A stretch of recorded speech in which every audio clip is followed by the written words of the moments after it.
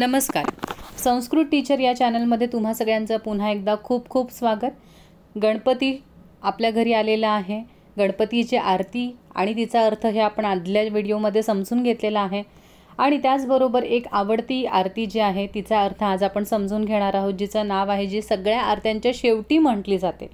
बरोबर, तुम्ही अचूक ओळखलेला आहे. घालीन लोटांगण ही जी आरती आहे ती सगळ्यात प्रसिद्ध आरती आहे. सर्व आरत्या म्हणून झाल्यावर आपण ही आरती म्हणतो आणि तिचा नक्की मराठीत अर्थ काय होतो तो आपण या व्हिडिओमध्ये समजून घेणार आहोत. आता ही जी आरती आहे ती कशी आहे तर ती लोकप्रिय आहे, म्हणजे सगळ्यांना ही आरती आवडते.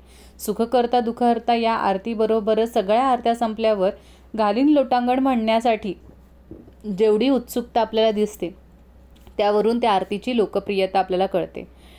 प्लस अजून काय आहे विशेष या आरतीचं तर श्रवणीय आणि नादमय, म्हणजेच काय, ती ऐकायला आपल्याला खूप छान वाटते. त्याच्यामध्ये एक नाद आहे. बरोबर, सर्व आरत्या झाल्यानंतर आपण ही आरती बोलतो. आता ह्या आरतीमध्ये आहेत 4 कडवी आणि 4 कडवी ही 4 वेगवेगळ्या कालखंडात रचलेली आहेत, म्हणजे वेगवेगळ्या टाईम पिरियडमध्ये ह्या 4 कडव्यांची रचना झालेली आहे. आता 4 वेगवेगळे कालखंडात त्यांची रचना झाली, त्याच्यामुळे 4 वेगवेगळे रचयिता आहेत. रचयिता म्हणजेच ते कडवी लिहिणारे जे लेखक किंवा कवी आपण म्हणतो ते वेगवेगळे आहेत. आणि 5वं जे कडवं आहे ते मंत्र आहे. अशा प्रकारे या आरतीची रचना आहे. आता पहिला जो कडवं आहे, घालीन लोटांगण वंदीन चरण डोळ्यान पाहिन रूप तुझे प्रेमे आलिंगन आनंदे पूजन भावे ओवाळीन म्हणे नामा. आता हे म्हणे नामा याच्यावरूनच कळालं पाहिजे नामा म्हणजे कोण, संत नामदेव. म्हणजे हा जो श्लोक आहे हा कोणी रचलेला आहे, हे जे कडवं आहे ते कोणी लिहिलेलं आहे तर संत नामदेवांनी इसवी सन 13व्या शतकामध्ये हे कडवं रचलेलं आहे. आणि भरपूर जणांना असं वाटतं की घालीन लोटांगण ही आरती गणपतीचीच आहे, तर घालीन लोटांगण ही आरती गणपतीची नाही आहे. सर्व आरत्या झाल्यावर आपण ही आरती म्हणतो. ठीक आहे, त्यातलं हे पहिलं कडवं जे आहे ते संत नामदेवांनी विठ्ठलाला अर्पण केलेलं आहे, म्हणजे विठ्ठलाच्या भक्तीचं हे कडवं आहे आणि 13व्या शतकामध्ये नामदेवांनी हे रचलेलं आहे विठ्ठलाला उद्देशून. म्हणजे ते काय म्हणतात, इथे अपेक्षित देवता विठ्ठल ही आहे. तर तुम्हाला एक एक शब्दाचा एक एक वाक्याचा अर्थ घेऊया आपण. घालीन म्हणजे घालणार आहे, काय, लोटांगण. आता लोटांगण याचा अर्थ कळत नाही कधी कधी मुलांना. बरोबर, जे जुन्या काळातले त्यांना लोटांगण या शब्दाचा अर्थ माहिती आहे, पण हल्लीची मुलं इंग्लिश माध्यमातून शिकत असल्यामुळे या शब्दांचे अर्थ त्यांना बऱ्यापैकी माहीत नसतात.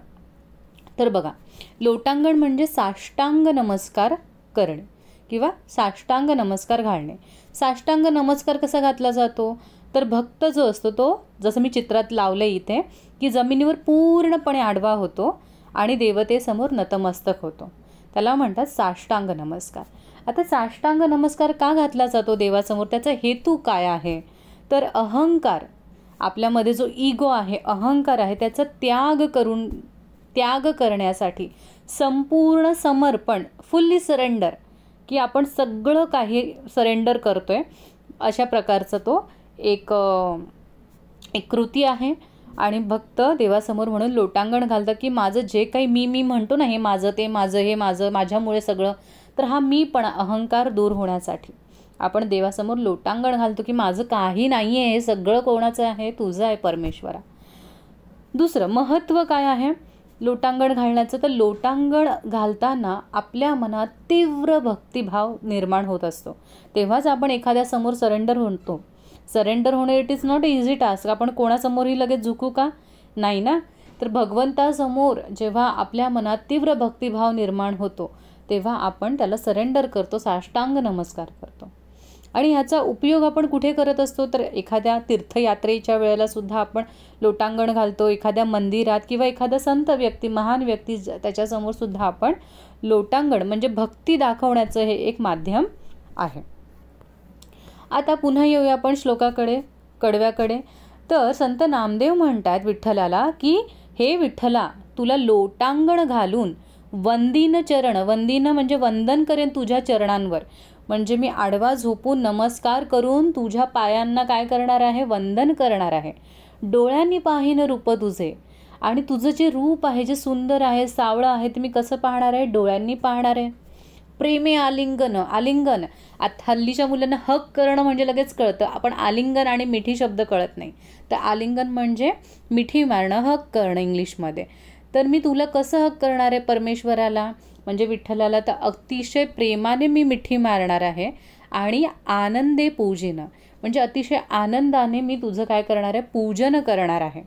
भावे ओवाळीनं म्हणे नामा, आणि महत्त्वाची गोष्ट, मनोभावे मी तुला ओवाळणार आहे, तुझी आरती करणार आहे. तर संत नामदेव अशा प्रकारचं विठ्ठलाप्रती भक्ती दाखवणारा त्यांचा हा पहिला कडवा आहे जो आपण म्हणतो. ठीक आहे. आता पुढे जे आहे ते आहे घालीन लोटांगण. ही आरती जेव्हा आपण म्हणतो तेव्हा जे भाविक असतात, भक्त असतात, ते स्वतःभोवती गोल फिरतात. तुम्ही नोटीस केले का ही गोष्ट? तर यामागे काय कारण आहे हे माहिती नसतं. सगळे फिरतात म्हणून आपण पण फिरतो.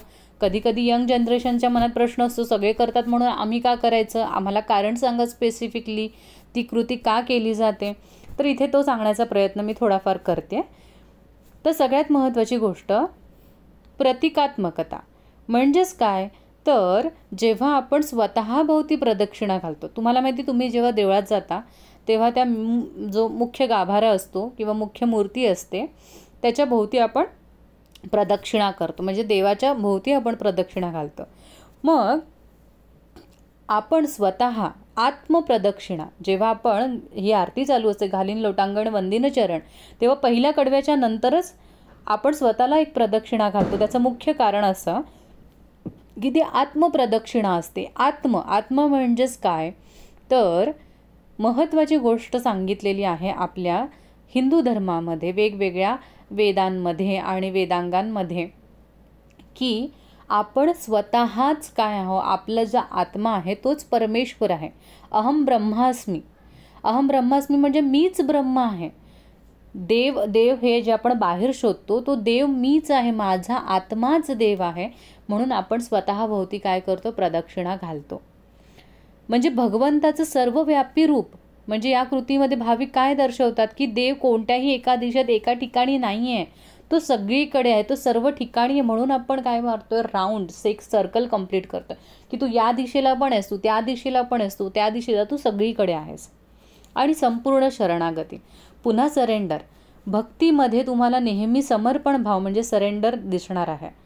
तर स्वतःभोवती गोल फिरून आपण काय करतो, शरणागती, की मी तुला सरेंडर जातोय, तू सगळीकडेच आहेस. आणि एक भक्तिभावाचं प्रतीक, आपण आपला अहंकार बाजूला ठेवतो आणि आपल्या ज्या काही इच्छा आहेत त्या आपण देवाच्या चरणी व्यक्त करतो. आणि आरतीच्या लयीनुसार बघा, कधी कधी माहिती आहे आपल्याला खूप चांगलं गाणं लागलं की आपले लगेच पाय थिरकायला लागतात, आपोआप डान्स करावं असं वाटतं. सेम आहे घालीन लोटांगण वंदिन चरण. ही आरती इतकी ग्रेसफुली, इतकी नादमय आहे की त्याच्यामुळे अचानकच सकारात्मकता म्हणजे पॉझिटिव्ह व्हाईब जी आहे ती वाढते, सकारात्मक ऊर्जा वाढते आणि उत्साहाची भावना निर्माण होते. म्हणून सुद्धा आपण ती एक गिरकी घेतो. आणि हे फक्त शारीरिक वर्तुळ नाही आहे, ओके. तर हे काय आहे, आध्यात्मिक एक भावनेचा आणि देवाप्रती आपली असलेली जी निष्ठा आहे तिचा हा आविष्कार आहे. त्याच्यामुळे आत्तापर्यंत जर तुम्ही करत नसाल तर तुम्हाला आता कळलं आहे की का प्रदक्षिणा घालायची स्वतःभोवती, कारण आपण आपल्यामध्येच देव आहे आणि देवाला आपण प्रदक्षिणा घालतो. म्हणून आपल्यामध्ये देव आहे, म्हणून ती आपण आत्मप्रदक्षिणा घालतो आतल्या देवासाठी, आपल्या मनात असलेल्या देवासाठी, ओके.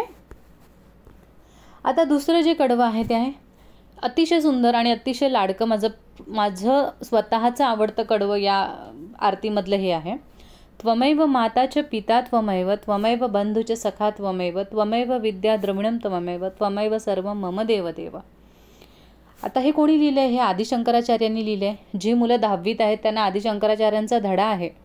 तर त्याच आदिशंकराचार्यांनी हा श्लोक रचलेला आहे 8व्या शतकामध्ये. आणि कशामध्ये, गुरुस्तोत्र नावाचं एक त्यांचं आहे स्तोत्रपठण, त्याच्यातला हा एक श्लोक आहे आणि हा संस्कृत श्लोक आहे. आता ह्याचं आपण जर संधी त्वमेव माता हे सगळं संधीत लिहिलेलं आहे. संधी विग्रह जर केला तर त्वमेवचं वेगळं आहे त्वम एव. एवचा अर्थ होतो मराठीमध्ये च, म्हणजे तूच. आपण होतो ना मला तू पाहिजेस आणि मला तूच पाहिजेस. च मधला डिफरन्स कळतोय. मला आईस्क्रीम पाहिजे, मला आईस्क्रीमच पाहिजे, म्हणजे आपला च काय दाखवतो, एकदम हट्टीपणा दाखवतोय, बरोबर की नाही. सो त्वमेव माता, तूच माझा माता. तूच म्हणजे कोण, इथे परमेश्वराला म्हटलेलं आहे की तूच माझा माता आणि तूच माझा पिता. म्हणजे तूच माझी माता आहेस, तूच माझा पिता आहेस. त्वमेव बंधू, आणि तूच माझा बंधू म्हणजेच माझा भाऊ आहेस. आणि त्वमेव सखा, सखा म्हणजे माझा मित्र आहे. बघा आयुष्यामध्ये ही नाती खूप महत्त्वाची असतात. आई वडील, भाऊ बहीण आणि एक चांगला मित्र. तर इथे शंकराचार्य म्हणतात की या जगामध्ये मी या सगळ्या नात्यांमध्ये मला तूच दिसतोस. मला असं वाटतं की माझी आई पण तूच आहेस, माझे वडील पण तूच आहेस, माझा भाऊ बहीण भावंड पण तूच आहेस आणि माझा मित्र पण तूच आहेस. अजून ते काय म्हणतात, त्वमेव विद्या द्रविणम त्वमेव. विद्या पण तूच आहेस. आणि द्रविणचा अर्थ कधी कधी कळत नाही. द्रविण याचा अर्थ होतो धन. धन म्हणजे कोणत्याही पद्धतीचं धन, सुवर्ण धन असू शकतं, नाण्यांचं धन असू शकतं, किंवा आता तर आपण कॅशलेस जमाना आलाय, तर कुठल्याही प्रकारची धनसंपत्ती इथे अपेक्षित आहे द्रविणममध्ये. आणि त्वमेव सर्व मम देव देव, की तूच माझं सगळं आहेस, सगळं काही तू आहेस, एव्हरीथिंग एव्हरीथिंग. कळलं. इथे चचा अर्थ काय होतो, चचा अर्थ आणि असा होतो, अँड. ठीक आहे. च नाही म्हणायचं. चहा, मला चहा द्या, तो वालाच आहे, किंवा चमचा, तसं नाही. च असं येतो त्याचा साऊंड. जरा मी दाखवते. च. त्वमेव माता च पिता त्वमेव, त्वमेव बंधुच सखा त्वमेव, त्वमेव विद्या द्रविणम त्वमेव, त्वमेव सर्व मम देव देव. हे संधी तोडून आहे, इथे मेन श्लोक संधी सहित आहे. ठीक आहे. आता अर्थ बघा. हे परमेश्वरा, आणि हे शंकराचार्य आहेत. इथे मी सगळे पिक्चर शोधून लावलेले आहेत तुमच्यासाठी. तर हे शंकराचार्य आहेत आणि त्याने हे लिहिलं आहे की हे परमेश्वरा, तूच माझी आई आणि तूच माझे वडील, तूच माझा भाऊ आणि तूच माझा मित्र, तूच माझी विद्या आणि तूच माझं धन, तूच माझं सगळं काही आहेस देवा. अतिशय प्रेम भक्तिभावाने भरलेला हा श्लोक आहे, जो आदि शंकराचार्यांनी लिहिलेला आहे, रचलेला आहे. ओके. नेक्स्ट. कायेन वाचा मनसेंद्रियेत्वा बुद्ध्यात्मता वा प्रकृती स्वभावा करोमि यज्ञं सकलं परस्मै नारायणाति समर्पयामि.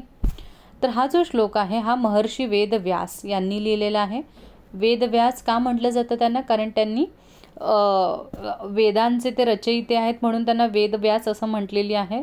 आणि श्रीमद भागवत पुराणामधला हा श्लोक आहे आणि हा नारायणाला म्हणजेच विष्णूला समर्पित श्लोक आहे. खास विष्णूसाठी हा लिहिलेला श्लोक आहे व्यासांनी. व्यास कोण, ज्यांनी महाभारत लिहिलं, ज्यांनी 18 पुराणं लिहिली, ते हे व्यास आहे. त्यातलंच 18 पुराणामधले श्रीमद भागवत पुराणामध्ये हा श्लोक येतो. व्यासांचा काळ निश्चितपणे सांगणं कठीण आहे, कारण वेगवेगळे पुरावे आहेत, पण तरीसुद्धा इसवी सन पूर्व 5व्या शतकामध्ये व्यास होऊन गेले, तर त्या काळातच हा श्लोक रचला गेला असावा असं म्हटलं जातं. अर्थ समजून घेऊया. आता याच्यामध्ये भरपूर संस्कृत शब्द आहेत, त्यांचा अर्थ समजून घ्या. कायेन, कायेन म्हणजे काया, मूळ शब्द इज काया, काया म्हणजे शरीर, बॉडी. वाचा, सेकंड वर्ड इज वाचा, वाचा म्हणजे स्पीच, वाणी. मनसेंद्रियत्वा, तर मनस it is word, Manas means मन, माझं माइंड, माझं मन. आणि इंद्रिय, इंद्रिय म्हणजे आपली पंचेंद्रिय, डोळे, कान, नाक, जीभ, त्वचा, हे मेन. ठीक आहे, 5 सेन्सेस. आणि वाचा अर्थ होतो इथे किंवा. त्यानंतर बुद्ध्यात्मना, बुद्ध्यामध्ये बुद्धी शब्द आहे. बुद्धी म्हणजे सुविद्या, not only knowledge, good knowledge, सुविद्या, विजडम ज्याला आपण म्हणतो. आणि आत्मना, आत्मना म्हणजे माझ्या आत्म्याने. ठीक आहे, म्हणजेच काय म्हणायचं आहे, माझ्या शरीराने, वाणीने, मनाने, डोळ्यांनी, कानांनी, नाकांनी, जिभेने, त्वचेने, माझ्या सुविद्येने, माझ्या आत्म्याने. अजून पुढे आहे प्रकृती, प्रकृती म्हणजे स्वभाव, नेचर. आपण म्हणतो ना, अरे नाही माझा नेचरच जरा शांत आहे असं म्हणतो की नाही आपण. नेचर म्हणजे स्वभाव. हां, इथे नेचरचा अर्थ निसर्ग नाही घ्यायचा, नेचरचा अर्थ इथे स्वभाव घ्यायचा आहे. करोमी, करोमी इथे जरा चुकलेलं आहे टाईप करताना. करोमी म्हणजे मी करतो, मी. ओके. यद्यत सकल म्हणजेच काय, जे जे मी सगळं काही करतोय. परस्मय, परस्मय म्हणजे दुसऱ्याला. पर मीन्स अनदर वन. परस्मय इथे कोणाला म्हणायचं, दुसऱ्याला म्हणजे परमेश्वराला. नारायण म्हणजेच विष्णू. समर्पयामी अर्पण करतो. म्हणजेच काय म्हणायचं आहे इथे व्यासांना, की ही डबल स्लाईड झाली आहे. माझ्या शरीराने म्हणजेच माझ्या कायेने, माझ्या वाणीने, वाचा म्हणजे वाणीने, मनाने, माझ्या सगळ्या इंद्रियांनी, माझ्या बुद्धीने आणि माझ्या आत्म्याने स्वाभाविकपणे म्हणजे व्हेरी नॅचरली, काहीच त्याच्यामध्ये मेहनत नाही, स्वाभाविकपणे मी जे काही कार्य करत आलो आहे तर ती सगळी कार्य जे आहे ती मी परमेश्वराला म्हणजेच नारायणाला समर्पित करतो किंवा करते. तर असं व्यासांनी खूप सुंदर लिहिलेलं आहे. म्हणजे आपण जे काही करतो ना, असं आपल्याला वाटतं की हे मी केलं, हे मी केलं, हे मी केलं, हे माझ्या शरीराने केलं, मी चांगलं बोललो आहे किंवा हे माझ्या मनात आलं.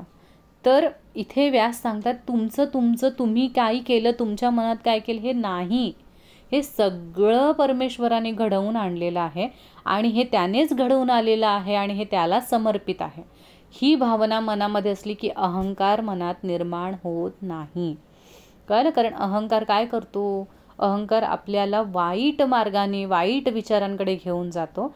म्हणून इथे सुंदर आपल्या सगळ्या हिंदू धर्माचे जे काही श्लोक आहे त्याच्यामध्ये नेहमी सांगितलेलं की हे करता आणि करविता कोण आहे, तूच आहेस परमेश्वरा, करणाराही तूच, सांभाळणाराही तूच. ओके.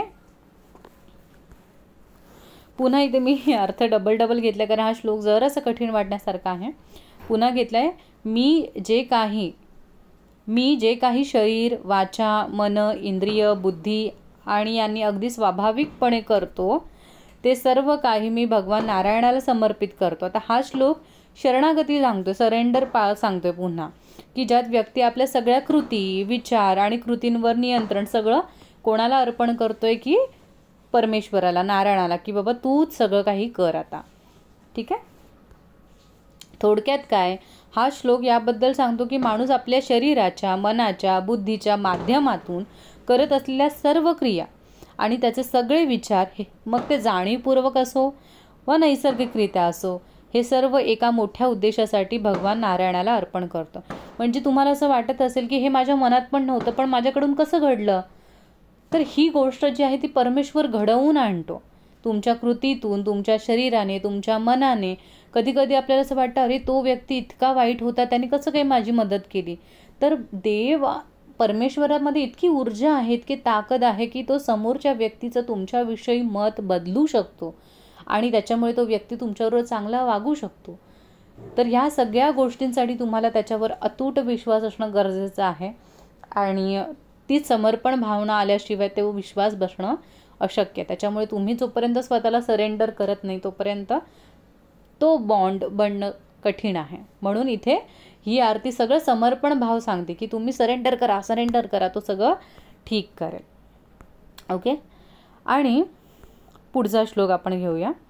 पुढचा श्लोक आहे, अच्युतं केशवं रामनारायणं कृष्ण दामोदरं वासुदेवं हरि श्रीधरं माधवं गोपिका वल्लभं जानकीनायकं रामचंद्रं भजे.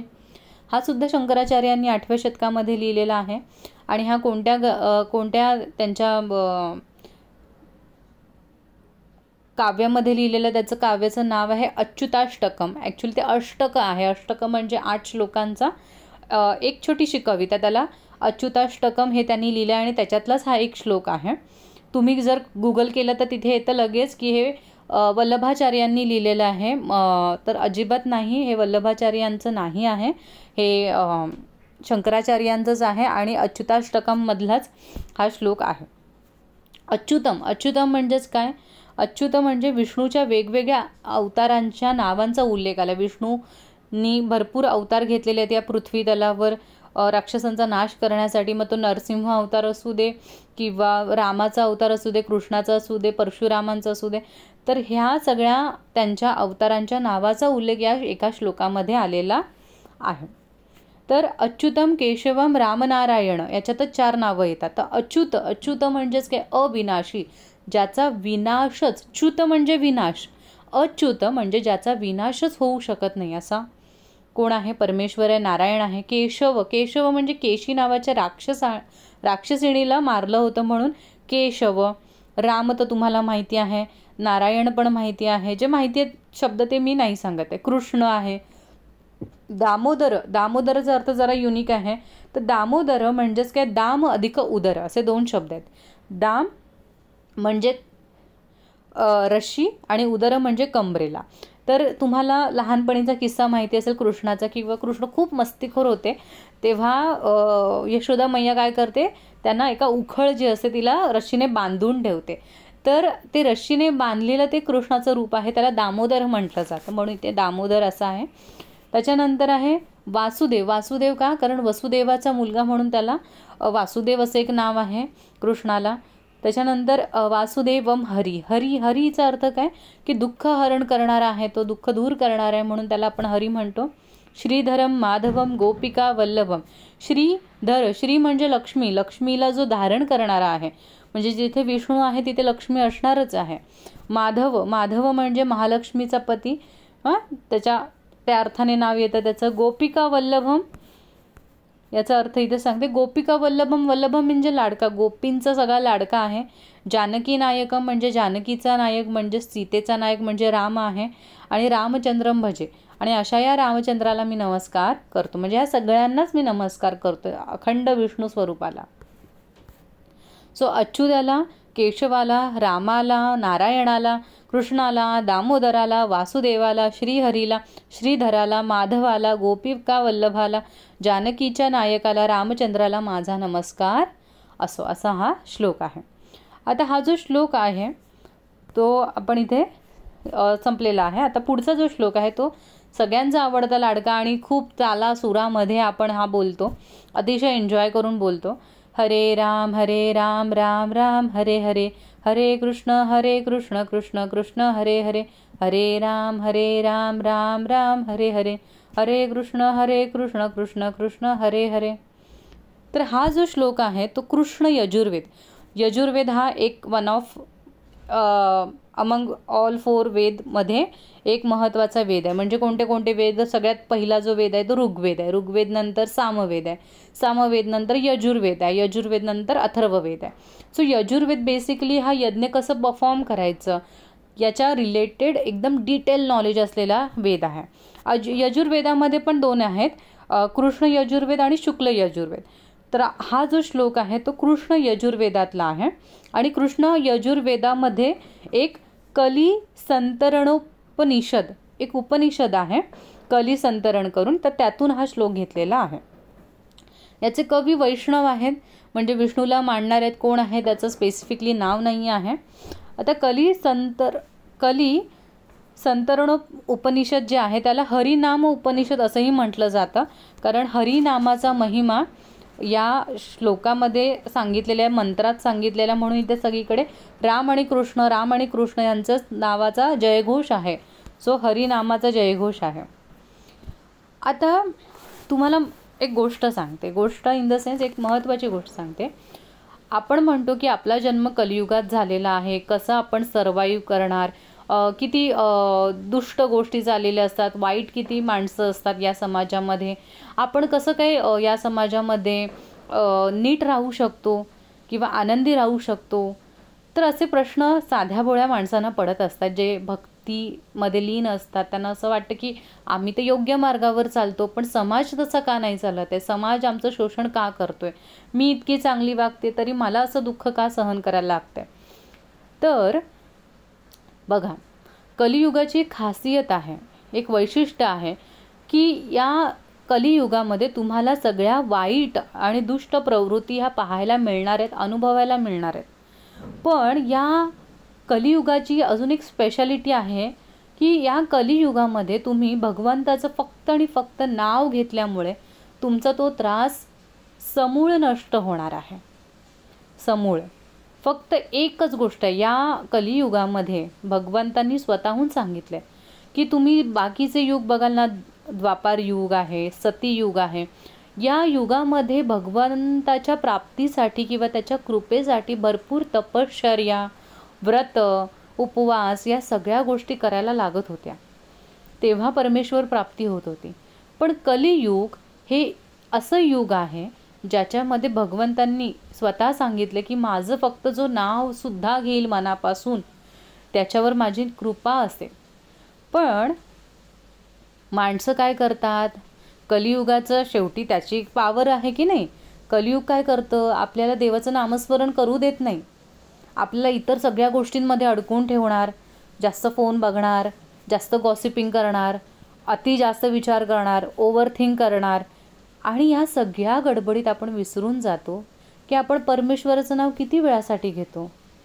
आता काही जणांच्या घरात कंपल्सरी मुलांना जपमाळा करायला सांगतात 108 वेळा, किंवा स्वतः आई वडील पण बसतात. पण त्या जपमाळेमध्ये, त्या नामस्मरणामध्ये तुमचं किती लक्ष आहे की जपमाळ करताय आणि तुम्ही इकडे बघताय, ह्याला ओरडताय, त्याला दम देताय, याच्यात काही अर्थ नाही आहे. तुम्ही एका जागी शांत बसून तुम्ही 10 वेळा तरी देवाचं नाव घेतलं, पण त्या 10ही शब्दांमध्ये तुमचं जर लक्ष असेल तर ते 108च्या बरोबर आहे. पण सगळ्यात महत्त्वाची गोष्ट आहे की तुमच्या मनामध्ये भक्ती भाव असलाच पाहिजे, तरच त्या तुमच्या जपाला अर्थ आहे. आणि हा जो श्लोक आहे हरे राम राम राम हरे हरे, याच्यामध्ये इतकी ऊर्जा आहे, या मंत्रामध्ये इतकी ऊर्जा आहे की तुम्ही ही स्वतः अनुभवता जेव्हा आरती चालू असते तेव्हा. त्याच्यामुळे कलियुगातल्या या दुष्ट प्रवृत्तींचा नाश करायचा असेल तर हरिनामच आपल्याला मदत करू शकतं. आणि हरिनामाचा महिमा सांगणारा हा एक मंत्र आहे, श्लोक आहे. जसं मी तुम्हाला आता समजावूनच सांगितलं, मला जेवढं शक्य आहे, माझ्यापेक्षा खूप चांगले लोक आहेत जे ही गोष्ट खूप चांगल्या पद्धतीने सांगतात, त्यांची हीच गोष्ट ऐकून मी शिकलेली आहे. तर त्याच्यात एक उदाहरण आहे, म्हणजे संतांचं समजवण्याची एक पद्धत असते की ते दृष्टांत देतात, म्हणजे उदाहरण देतात, जेणेकरून आपल्याला कळतं. कारण शेवटी आपण कितीही मोठे झालो तरी गोष्टींच्या स्वरूपात आपल्याला एखादी गोष्ट समजावली की जास्त लवकर कळते. सो गोष्टीला वयाचं बंधन नाही आहे, सगळ्या वयामध्ये गोष्टी लोकांना आवडतात आणि उदाहरणही आवडतात. तर इथे एक सिनॅरिओ सांगितलेला आहे की आता बघा खूप पाऊस पडतोय मुंबईमध्ये, पुण्यामध्ये यावर्षी खूप जोरदार पाऊस आहे. आणि जेव्हा खूप जोरदार पाऊस असतो बघा, पाऊस आवडतो, पाऊस गरजेचा आहे, त्याच्याबद्दल माझा वाद नाही आहे. पण जेव्हा पाऊस असतो तेव्हा वातावरण कसं असतं, दमट असतं, थोडंसं क्लाउडी असतं, अंधार असतो. आणि जिथे अंधार येतो तिथे आपल्याला काय होतं, निराशा तयार होते, सेल्फ डाऊट तयार होतात, निगेटिव्ह वाटायला लागतं, लो वाटायला लागतं. So it is whether. कळलं? जसा अंधार पसरतो, जसं उजेड येणं थांबतं, तशी ऊर्जा थांबते. म्हणून इथे एक एक्झाम्पल सांगतात की ज्याप्रमाणे आकाशात काळे मेघ असतात, बरोबर की नाही, आणि अचानक सूर्य येतो बघा, सगळं उजाडायला लागतं, सगळे ढग काळे काळे बाजूला सरायला लागतात, मस्तपैकी सूर्यप्रकाशाची किरणं यायला लागतात. वायू, कधी कधी हवेने सुद्धा ढग मोकळे होतात, दूर जातात आणि आकाश हे मोकळं होतं आणि संपूर्ण सृष्टीला प्रकाश मिळतो. अनुभवा, हे अनुभवलं तुम्ही, आठवा ही गोष्ट, तेव्हा किती भारी वाटतं की नाही, किती छान वाटतं की अरे किती चांगलं वाटतं, किती पॉझिटिव्ह वाटतं. एक सन रेज थोड्या वेळासाठी जो सूर्यप्रकाश आहे तरी पण किती मनाला छान वाटतं. हे कोण करतं, सूर्य आणि वायू करतं. त्याचप्रमाणे हे कलियुग आहे, इथे अंधार आहे, इथे निराशा आहे, इथे सगळ्या गोष्टी आहेत, समस्या आहेत संसारातील. तर ह्या सगळ्या दूर करण्यासाठी तुम्ही कोणाची मदत घेणार. जसं सूर्य आणि वायूने या ढगांना दूर केलं, काळ्या मेघांना, तसं तुमच्या समस्यांना दूर करणारं कोण आहे, एकमेव हरी आहे. हरी म्हणजेच नारायण आहे, विष्णू आहे. कारण तो सृष्टीचं काय करतं, संतुलन मेंटेन करणारा देव आहे. त्याच्यामुळे तुम्ही त्याचं नाव जप करा, नाम जप करा. आणि म्हणून हा श्लोक आहे. या श्लोकामध्ये 16 शब्द आहेत, तुम्ही हवं तर काउंट करा.